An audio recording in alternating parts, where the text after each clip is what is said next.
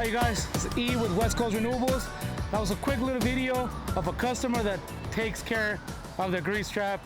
You guys saw how quick and easy that was. It wasn't very hard to clean it out. So stay on top of your grease traps.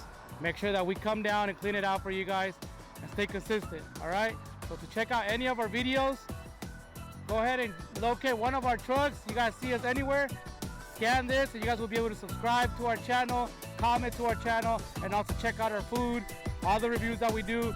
So with that being said, that was E with West Coast Renewables, and we'll catch you guys on the next one. Peace out.